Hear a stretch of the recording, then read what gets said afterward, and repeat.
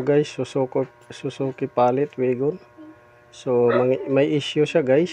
Nawala daw yung eco mode at nawala yung power. So dito nawala yung eco mode pag tumatakbo or nakaminor, at nawawala din daw yung power. Hirap na sa akyatan. So kadalasan yan guys, ang i-check ninyo filter at saka spark plug lang, hangin kumbaga, at saka gasolina. Kung sa motor ganun din, dahil may kuryente naman yung supply nya. So hangin ang i-check, at saka yung sa gasolina nya or sa throttle kung okay ang supply, at saka sa ignition. So mostly yan, dalawa lang ang pinanggalingan, hangin at saka kuryente. Kasi bihira lang sa throttle na nangyayari na nawawala yung puwersa. Ang sintomas ng throttle ay nanginginig. Yun, pagka nagbirit ka, nanginginig. Ito hindi nanginginig pero hindi makaakyat ng mataas na RPM. So yun, Suzuki Palit Wagon. Palitan natin yung spark plug to. Naman to guys, na cylinder number 1 yung may problema, binasahan na natin ng ito. So kailangan mayroon kayong scanner na gamit. Ito, may scanner kayong gamit para ma-check nyo talaga na tama na dito yung may problema or sa hangin yung may problema. So ito, na-check na natin yung scanner. So ang problema talaga nito guys ay sa kuryente, cylinder number 1 ang problema. So bubunutin natin to, check natin kung may abnormalities. So actually bago to guys, so check natin, wala naman siyang abnormalities sa appearance niya. So ngayon tatanggalin natin spark plug para malaman natin.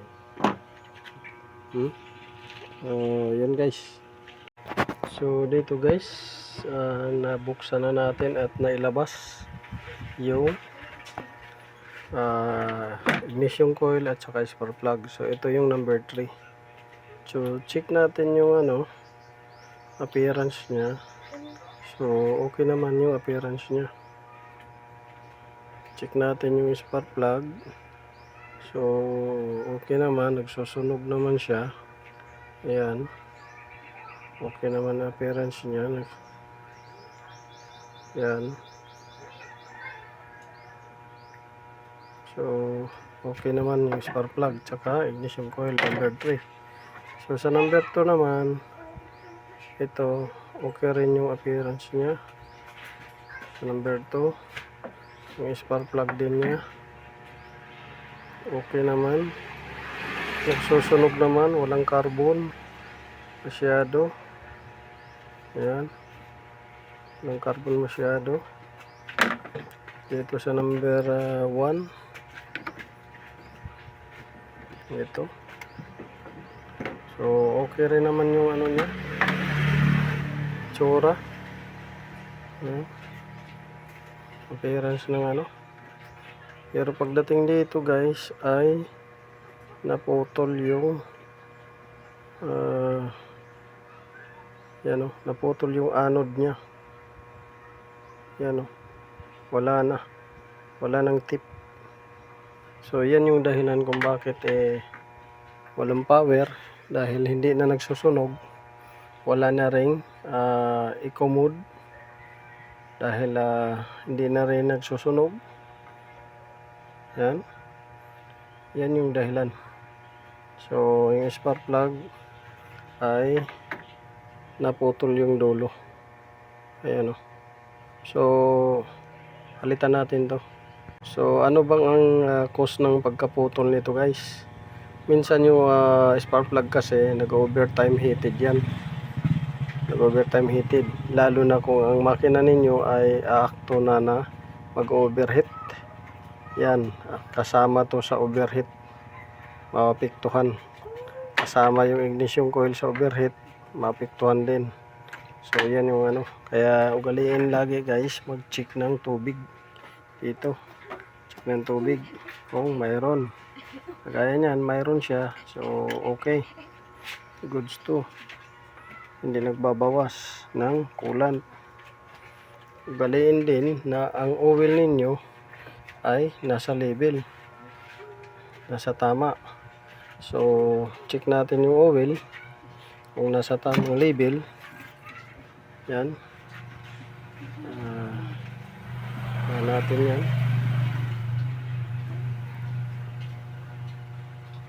Tingnan natin kung nasa tamang level ba yung oil. Yan.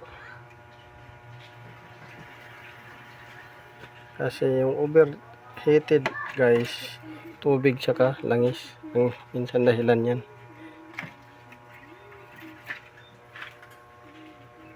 So check natin. Bumaba lang ng konti. Konting-konti lang. Pero okay naman yung level. So ngayon, ang naging dahilan niya ay itong spark plug mismo. Nag-overtime heated na. So papalitan natin to. Spark plug. Makikita ninyo na minsan pulang-pula yung tip niya. Yan. Pulang-pula. So overtime heated yan. Palitan natin. So ito guys, mayroon tayong spark plug dito na stock. Ito, yung spark plug Denso. So ito yung bago. Ayan o. Yan yung bago natin. Ayan. Bago. Ito naman yung luma. Ayan. Pud-pud na yung sa taas. So papalitan natin. So marami tayong stock ng spark plug, long thread. So mayroon pa tayo dito. Ayan. May spark plug rin tayo dito. Long thread tsaka short thread. So yan yung ano, palitan natin. Lahat na palitan natin kasi yung mga tip nito namumula. Baka maputol din ulit ito. Magsabay.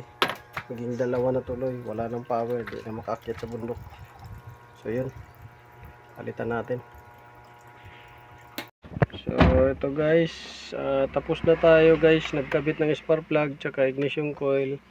Ngayon check natin yung fault code.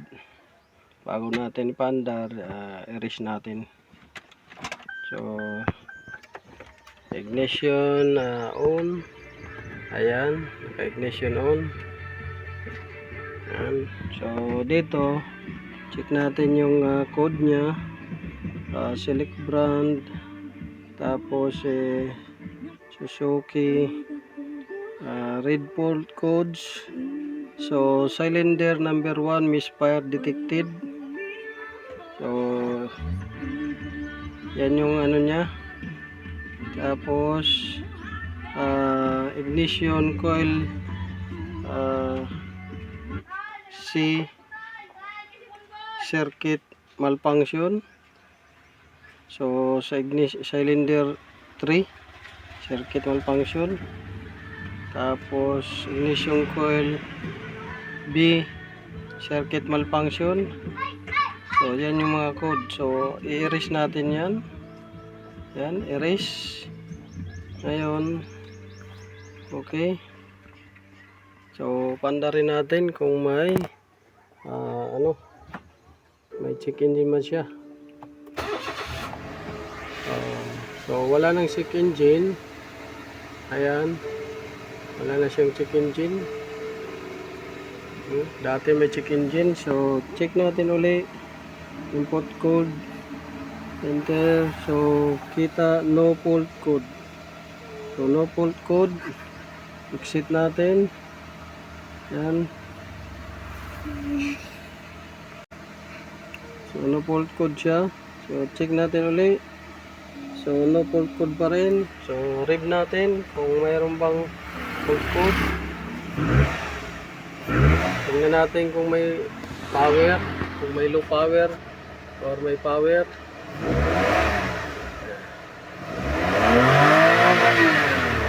May power na. Dati nasa 5 lang, 4. So ngayon may power na. So okay na. So okay na guys, wala na siyang check engine. So hindi na rin nanginginig yung makina. So yun. Yan yung ano niya. Walang fault code. So kita niyo. So okay na, goods na. So salamat at na-fix natin. So yun lang guys. Ganun lang ang pag-check ko. This is Autoboy Son. Like, share, and subscribe na lang.